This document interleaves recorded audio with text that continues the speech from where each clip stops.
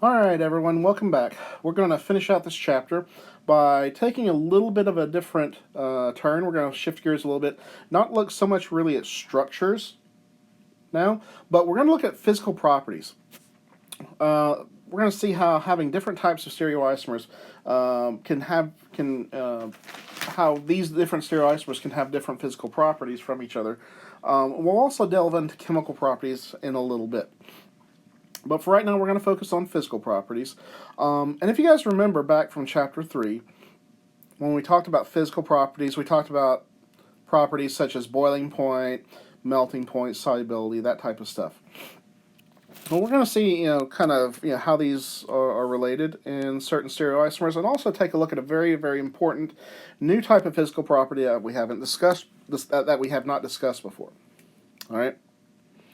Well, let's start off by talking about physical properties of enantiomers. All right. Now, you've seen that enantiomers look very similar to each other, right? The only difference is that they have an opposite three-dimensional arrangement, right? They're non-superimposable. What about physically? They're very, very similar physically. In fact, the physical properties of enantiomers, for the most part, are identical to each other. They're going to have the same boiling point. They're going to have the same melting point. They're going to have the same solubility in most solvents, right? There's just two different ways in which they differ.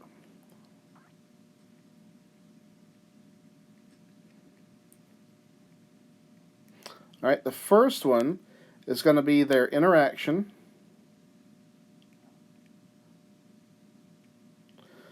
with other chiral materials.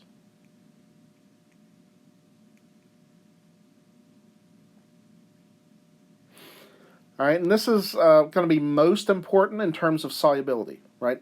I told you that for most solvents, you're going to have equal solubility from enantiomer to enantiomer, right? That's most solvents. Something like acetone or hexane or water, their solubilities are going to be exactly the same. However, if you have chiral solvents, right, that's going to be a solvent that has a stereogenic center.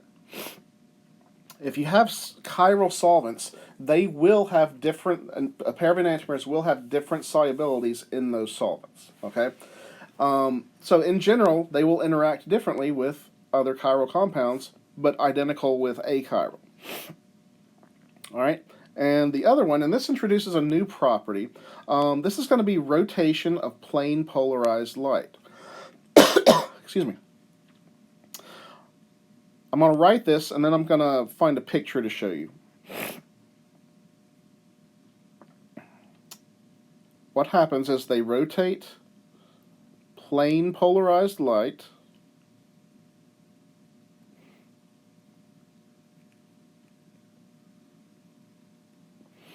in opposite directions.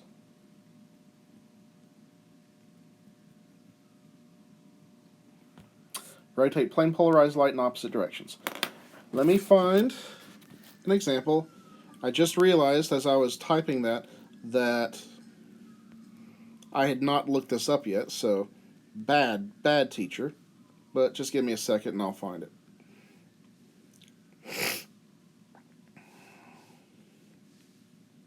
I guess I could draw it, but again, you guys have seen my artistic skills, so I think it's better if I do it this way.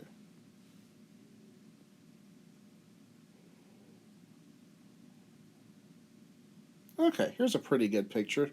So let me pull this up and show you how this happens. All right, so in chemistry, we have a piece of instrumentation called a polarimeter. All right, and in a polarimeter, we have a light. Is it a special light? Is it an infrared light? Is it an ultraviolet light? No, it is a light bulb. So, not very special at all, but very useful for our purposes. So, if you look at this diagram, you see you have a light bulb, and you guys have seen light bulbs. You know they shine light in all different directions. All right, this includes many different planes of light. All right. So you have this light bulb shining light in all these different directions. You can put something called a polarizer, also known as a filter, in front of it. And basically what this polarizer is, it's going to be a material, usually a lens or a piece of plastic or something, that is going to have little slits cut into it so that light only in certain planes can pass through. So you see in this diagram, you have, the light bulb, you have all the arrows going in all different directions, but once it goes through the polarizer, only one particular plane of light is allowed through. Then you have a sample holder, a sample tube that contains your sample, right? A chiral material will always be what we call optically active. That's something to remember. Chiral materials are optically active. That means if plane polarized light is shined through them, they will rotate that plane of light. If you have an optically inactive material, it will not rotate the light. It'll just go straight through like nothing happened. Achiral materials are optically inactive, so be sure to write that down. Chiral, optically active. Achiral, optically inactive. Okay, now that's being said, let's assume we have a chiral material in the sample tube. You can see that once you go through that sample tube, that little arrow that they drew is pointed in a different direction. That's because that plane of light has been rotated by your sample. Then it hits the analyzer and it gives you information. Okay? So, whenever you're describing the observed rotation of plane polarized light, you do so in degrees. Because basically you rotate in a circle, right? You can either rotate in the clockwise direction. All right, so for example, let's say you have rotation 50 degrees clockwise. All right. What you do if you're recording the observed rotation is you would record that as a plus 50 degrees rotation. All right. Clockwise is the positive direction. And the maximum rotation you can have is, 360. That's basically all the way in a circle. All right. Clockwise, if something rotates, a chiral material rotates something clockwise, that is referred to as being dextro-rotatory.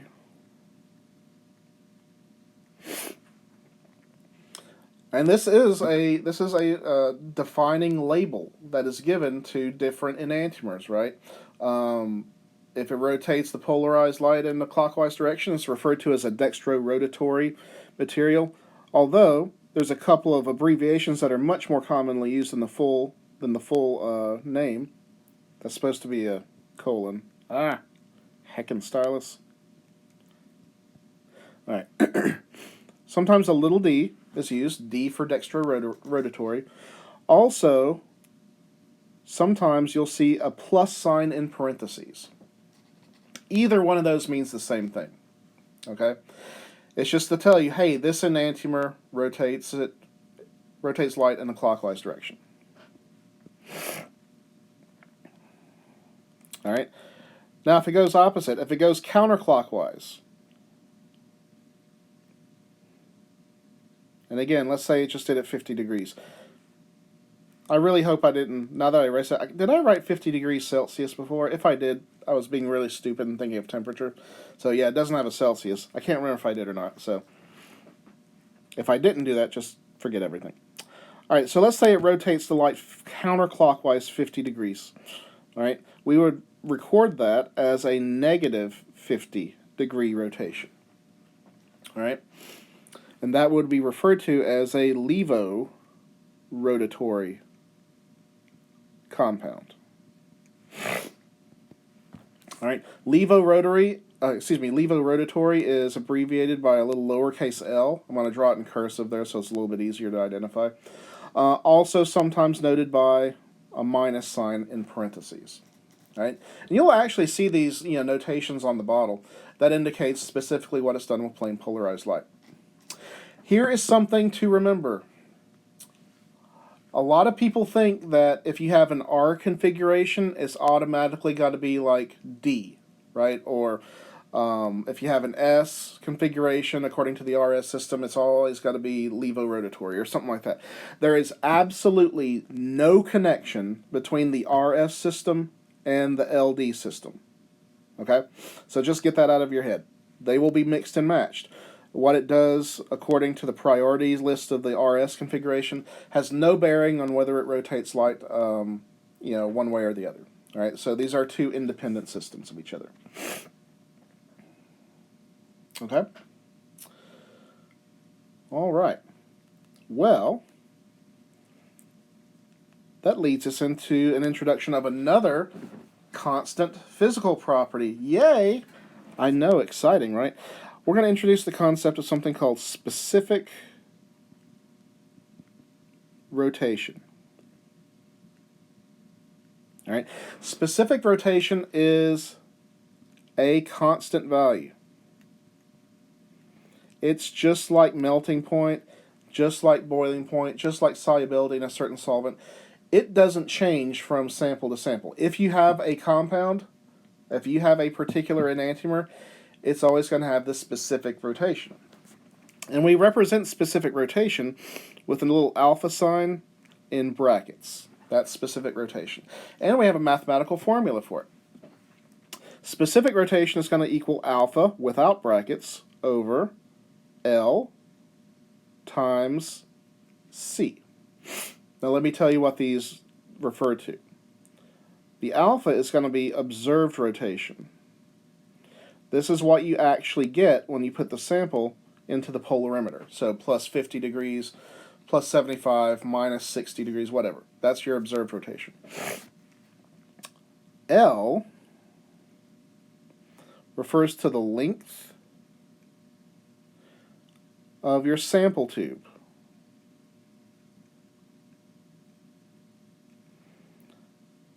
And it's in a unit that you're probably not very, I don't know, I want to say familiar. It's not one that you haven't used very much. It's decimeters. How much is a decimeter? 1 decimeter is equal to 10 centimeters. Okay? So keep that in mind when doing your conversions. So you want to have the length of the sample tube in decimeters. Now, just for ease, just for practical ease, most sample tubes that are used are 1 decimeter. So that makes the calculations a little bit easier. But they're not all 1 decimeter. So be sure to account for that. And also, if you're given the length of the sample tube in another unit, like centimeters, for example, make sure to convert it to the right units. C stands for concentration. And by now, you guys probably know, especially from Gen Chem, there's lots of different units of concentration. The one that's used most often is molarity. That's not the one that we want here. We want concentration specifically in grams per milliliter. All right?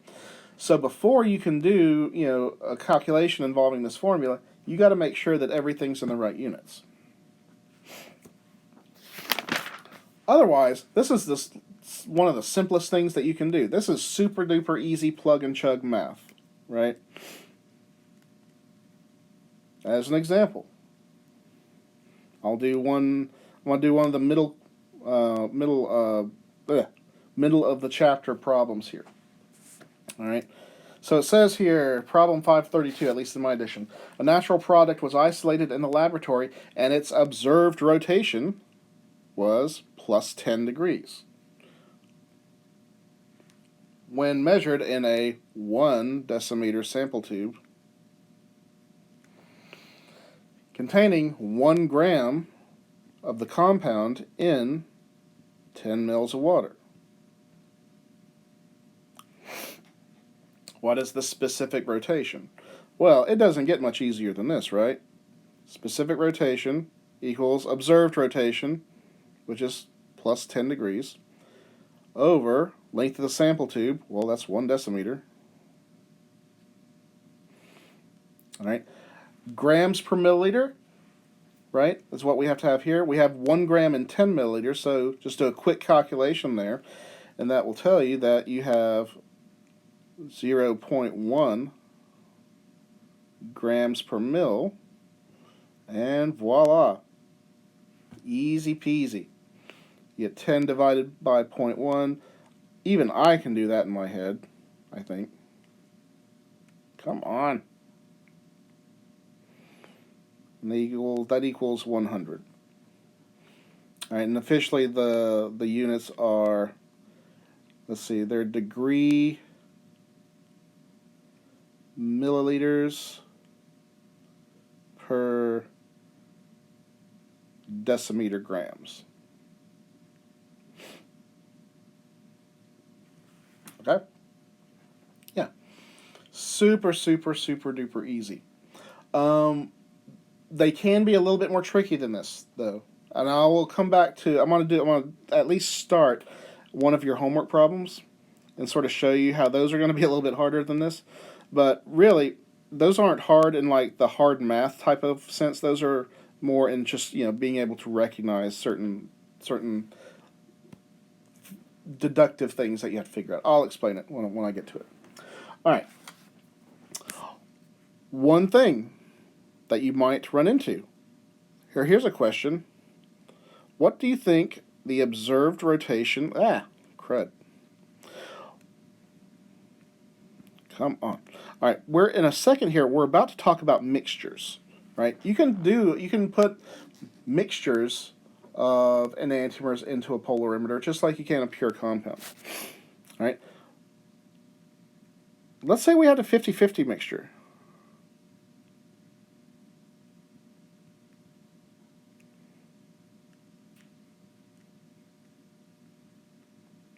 Half of one, half of the other.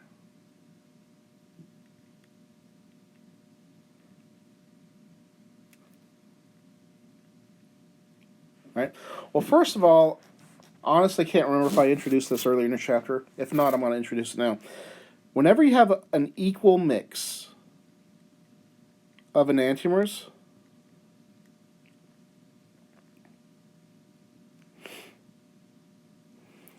that's going to be referred to as a racemate,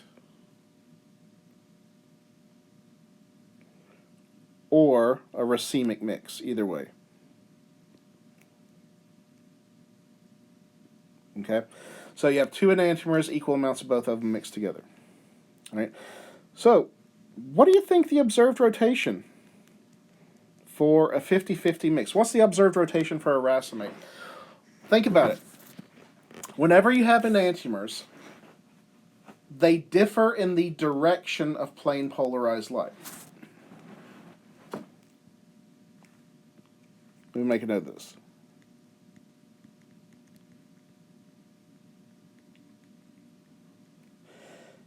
I'm just going to be short with this because my stylus is really struggling right now. I'm going to say enantiomers and light. All right, it's going to rotate light, right? Same magnitude.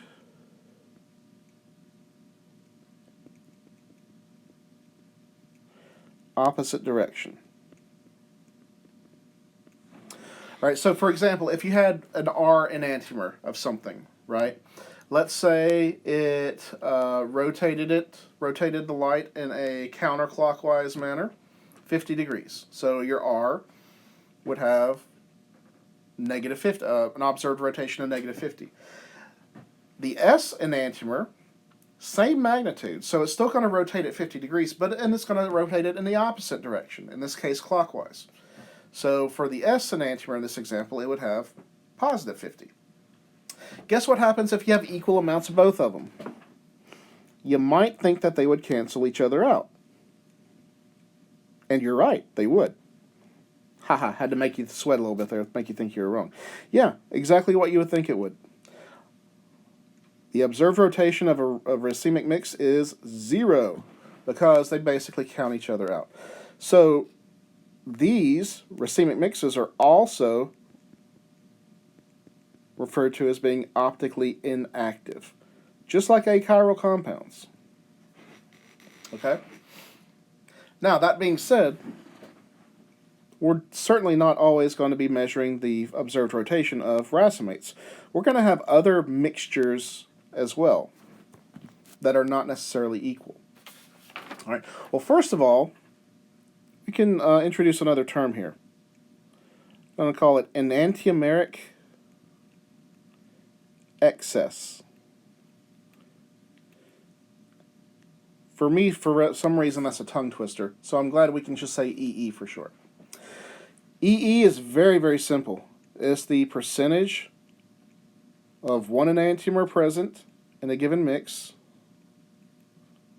minus the percentage of the other.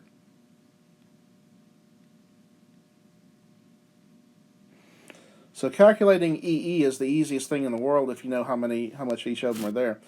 Right? So let's say we had a mixture of 95% R and 5% S. All right, think real hard, all you math majors. EE equals 95 minus 5, 90%. Super, super duper easy. However, if you go the other way, it's actually a little bit tricky sometimes. It's not hard, but a lot of people will kind of, misstep on this a little bit. All right, let's say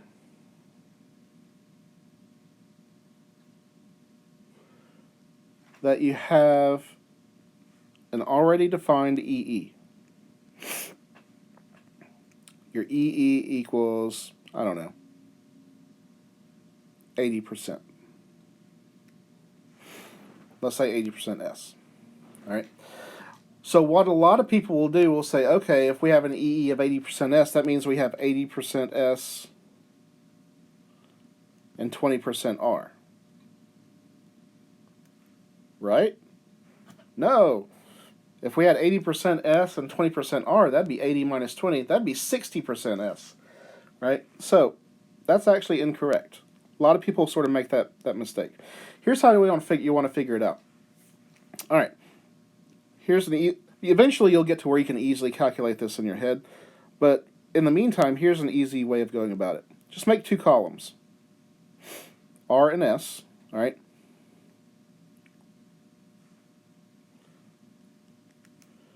All right. Over here, we're going to say EE. All right.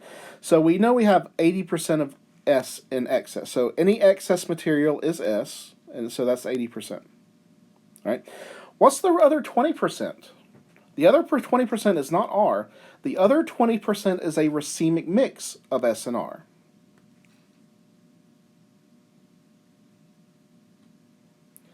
So out of the racemate, you have 20% of the overall solution. 10 of that is R, and 10 of that is S. So that means overall, in the entire solution, 10% R, 90% S. And that would be your answer. And that makes sense if you double check it, right? 90 minus 10 is 80. That's what you got. So don't be fooled into overlooking that. You do have to do a little bit of a logical deduction there to get the percent of each enantiomer in this case. Okay? There's also another formula involving EE. And this time with specific rotation. All right? I'm going to write it, then I'll explain it.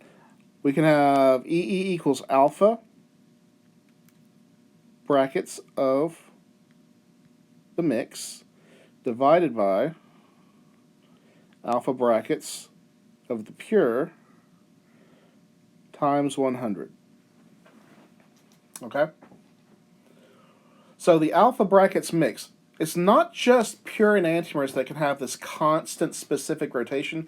You can have mixes, certain formulas of mixes of different enantiomers that can have their own specific rotation assigned to them as well. All right? That's what we have here. And that's been included. All right? So, again, you can run into some pretty basic problems here where you can use this to figure out either an EE or an alpha mix or an alpha pure. For example, which one am I doing? I'm doing one of the problems in the middle of your chapter. All right, so let's see. They're giving us an example of S lactic acid. Ooh, that's the stuff that makes your muscles sore. Has a specific rotation of plus 3.8. It says if the EE equals 60%,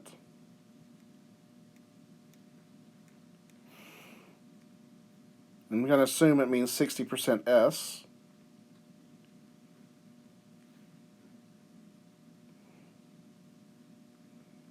What is the alpha value for the solution?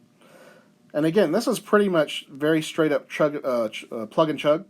You just have to be able to recognize what goes where. EE, obviously, is going to be 60. Right?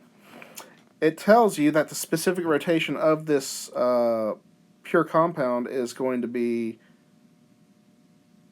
3.8. Right? So 3.8 goes on the bottom. I'm kind of squishing everything, I know. I'm really sorry about that, but I didn't want to erase anything just yet. What is the alpha for the solution? When we say the solution, that basically means our entire mixture, right? So you're looking for... Come on. Are you really going to be this? Are you really going to do this to me? Come on. Looks really ugly, but you get it. Times 100. And so, voila. All you would have to do is just simply solve for alpha mix. I'm going to trust that you guys have the algebraic skills to do that, so I'm going to be lazy and not bother looking it up or punching it out myself. Okay. So you see, the mathematical stuff here is really, really very basic. However, depending on how things are worded, sometimes they can make your life a little bit more difficult. Again, it's not really that hard. It's just, you have to be thoughtful whenever you're looking at it. I'm looking at one of the problems in Sapling right now. So I'm going to just sort of talk over a little bit of it just to sort of get you accustomed to how they can try to get a little bit tricky with some of these. All right, so I'm going to just sort of write down the basics of this. It says a 0.120 molar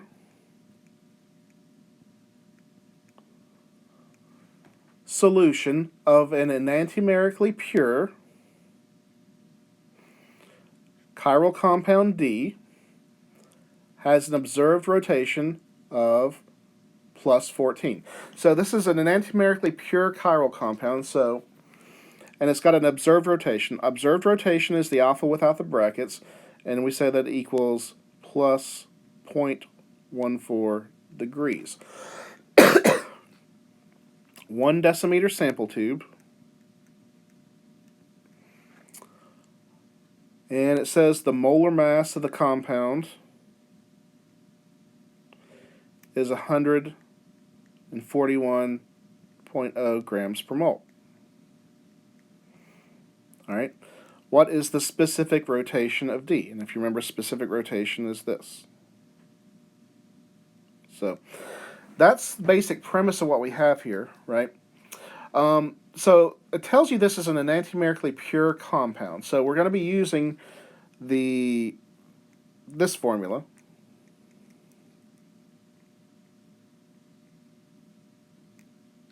All right.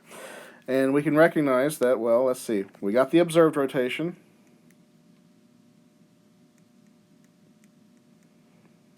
We got the sample tube. It's 1 decimeter.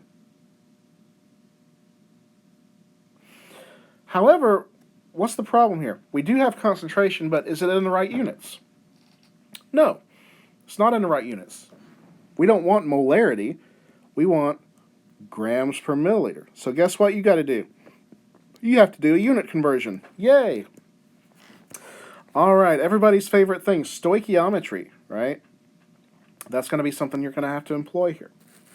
Think about molarity. What is molarity? Molarity, hopefully you guys remember, is moles per liter. So if we have 0.12 molar, that means we have 0.12, come on, moles in a liter of solution. All right, we want to convert moles to grams, and we want to convert liters to milliliters. All right, let's first do the moles to grams. All right, now it gives us the molecular weight of this compound. Right, it tells us it's 141 grams per mole. All right, we want grams on top, and we want moles to cancel out. So for every 1 mole, we have 141 grams. Moles will cancel out, and boom, that takes care of one of our units. We have grams. Now we need liters and the milliliters, right? Well, we know that 1 liter is equal to 1,000 milliliters. So now the liters cancel out, and boom. All we do is punch out the numbers. I will do this real quick. 0.12 times equals divided by 1. All right. When we round it, that comes out to be 0.017 grams per mole.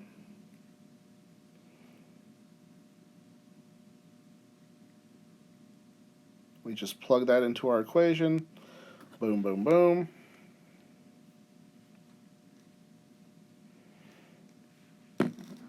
And we come up with 8.24 as our specific rotation.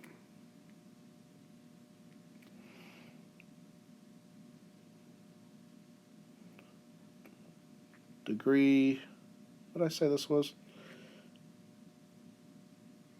Oh, for one thing, I got this wrong. Let's see. That's not grams per mole. That is grams per milliliter. Degree milliliters per decimeter gram. Okay. There you go. Specific rotation, 8.24. All right. Then the next question here was, what is the observed rotation if the solution is mixed with an equal volume of a solution that is 0.12 molar in L? All right. So it's asking you in this case to find out the observed rotation if you basically added some more stuff. All right. So you have to redo this use this formula again, but solve for specific. Let me rewind. You have to use this formula again, but you have to solve for observed rotation. All right. So you have to ask yourself, what changes here? Well, does specific rotation change? No, it's a constant. Actually, now that I'm saying this, it's probably easier if I write this down, so I'm going to write the high spots of this up here. Then it says, what is the observed rotation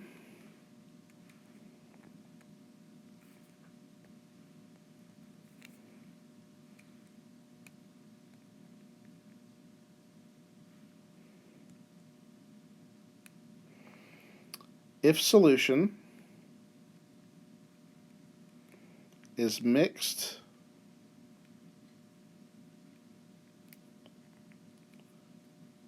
come on. Gosh, it looks terrible. Whatever. Is mixed with an equal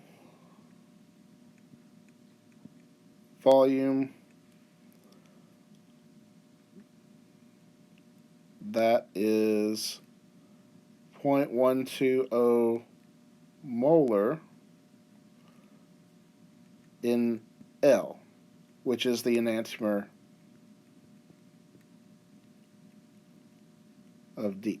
Okay, so we've calculated the specific rotation of D. It says ask us to calculate this if we have the observed rotation if you took this solution and mixed it with an equal volume that is 0.120 molar in L, which is the enantiomer. Okay, so it's asking you what is the alpha value for this. Okay, I'm not going to spoil this one, but ask yourself this. This is going to be a mixture. How does the introduction of this new enantiomer change things? Are you going to have an excess? Is this going to be an EE problem? Are you going to have the same amounts? What? Okay. This is one of those where it's actually very, very simple as long as you know how to do sort of some deductive reasoning here. Then it asks another question. What is the observed rotation if the solution of D is diluted with an equal volume of solvent? Right? When you just dilute it with a solvent, you're changing the concentration, right? So you might have to redo concentration, plug it into the formula. Work through some of these. Like I said, I don't want to get too in-depth with these because you guys really need to work through them yourselves to kind of exercise your brain. But tell you what, if you're working through these, if you have any problems with them, please let me know. They are all very much workable with the information that is provided and the information that I have provided you as far as the background. All right. So I'm going to cut it off. Actually, no, I'm not going to cut it off there. That's forgot. There's one more quick thing I need to talk about. But that's it for the physical properties of enantiomers. All right. What about physical properties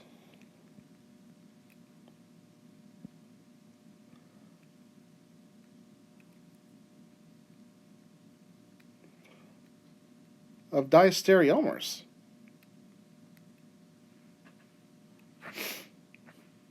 Well, we saw that with enantiomers, they're pretty predictable, right? They're pretty much the same except for the direction of rotation of light and also the interaction with chiral substances. With diastereomers, they're all over the place. They're unpredictable. Diastereomers frequently have different boiling points, different melting points, different solubilities in all types of solvents, whether they're chiral or not, right? So they can be very, very much different from each other, which is kind of cool if you're a chemist. It's a lot easier to separate a pair of diastereomers than it is to separate a pair of enantiomers, right? Because your options are more. If they have different boiling points, for example, you can separate them through distillation. Can't do that necessarily with enantiomers. With diastereomers, you might be able to use a very common solvent, a very common achiral solvent, because they might have different solubilities in the solvent. Not so much with enantiomers. You'd have to get a special chiral solvent in order to extract them, right? So, in that respect, it does make them easier to work with sometimes. All right, and then the last thing I want to specifically mention here is going to be chemical properties, and specifically, really, chemical properties of enantiomers. Because, much like physical properties, diastereomers are kind of all over the place. It's really neat to look at chemical properties of enantiomers.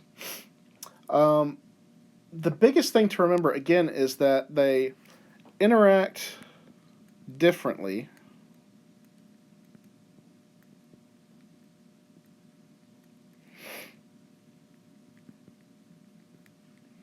with chiral materials, and that applies not only to physical interactions like we talked about before, excuse me, with solubilities and all that, but also means they interact differently from a chemical sense as well, right? One really good example of this is looking at enzymatically catalyzed reactions in the body. All right. If you look at an enzyme, an enzyme is basically a biological catalyst, something that speeds up reactions. Enzymes are long proteins that have these little pockets called receptors, and these receptors can bind to an incoming material. And almost always, these receptor sites have chiral portions to them. All right, not too surprising when they're long proteins. So if you have a chiral material that comes in and binds to an active site of an enzyme, one enantiomer might bind to it in a totally different way than the other one. And what that does is that causes different signals, different types of signals to go to the brain and cause different responses. A really good example is with the senses. All right, there's an example in your book, and I actually, when we had the in-person class, I had these, and I could take them around and have people smell them. You have a molecule called carvone, Carvone. And there's a couple of different enantiomers of carvone. S-carvone and R-carvone. And they're very similar. They have very similar to each other. They have different smells. They smell completely different. S-carvone smells like caraway seeds. Caraway seeds are I don't know if you'd call it a spice, it's sort of an herb, I guess, or some. It's a little herby, spicy thing that's used in cooking a lot. More of a savory type of flavor, and then for a savory type of scent as well. Whereas our carvone smells much more like spearmint, which I think probably most of us know what spearmint smells like, right? Same exact structure and everything, just different stereochemistry, different chemical interaction with our olfactory receptors. Thalidomide, which I mentioned in a previous video, right? Thalidomide, unfortunately, we saw one enantiomer that was very teratogenic, caused birth defects, while the other one was nice in the fact that it helped pregnant ladies with their morning sickness, anti-nausea, very sedatory effect. Again, that's because the stereochemistry of those particular enantiomers allowed them to interact differently with receptors in the human body. So, pretty interesting examples of how just the chemical properties can be very, very different from enantiomer to enantiomer. Okay? Alright, so that basically ends Chapter 5. Chapter 5 was a long one. So, be watching the videos, be doing your problems, etc. Let me know if you have any questions. I'm happy to help. We will pick up next time with Chapter 6. Chapter 6 is going to be super duper short, very much review, and setting up for upcoming chapters to come. Alright, so be on the lookout there. Until then, hope you have a good day. Goodbye.